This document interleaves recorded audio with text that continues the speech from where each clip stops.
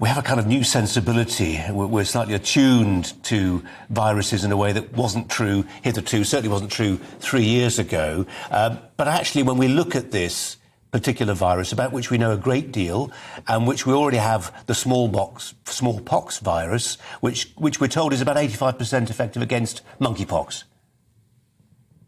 Yes, I mean, it's a well-known group of viruses. A lot of them infect various animals, including humans.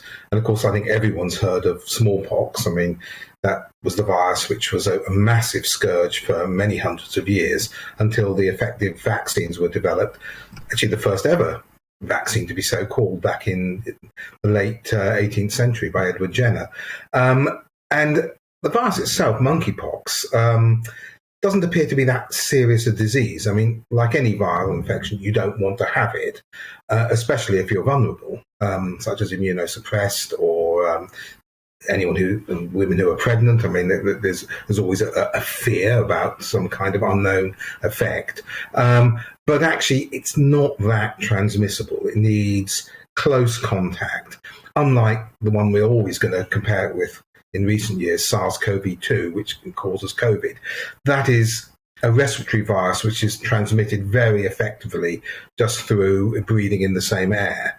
But this kind of virus you won't catch just by say, for instance, sharing the same train compartment. It has to be much closer contact between individuals. And whatever the transmissibility, I mean, the government, you'd expect, whatever the virus, to take certain steps, and we're told they've got around about 20,000 extra doses of the smallpox vaccine. So that's good to go.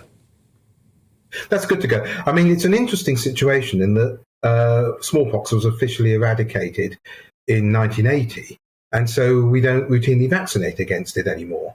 But we have, made modern recombinant vaccines in case there are outbreaks of either smallpox somehow surviving in the environment. Fortunately, that doesn't seem to have happened, or indeed these related viruses. And so we are sort of ready to go if necessary.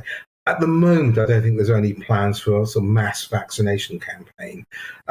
It's mainly contact tracing at the moment and trying to sort of limit the spread of the virus, which should be possible given its mode of transmission.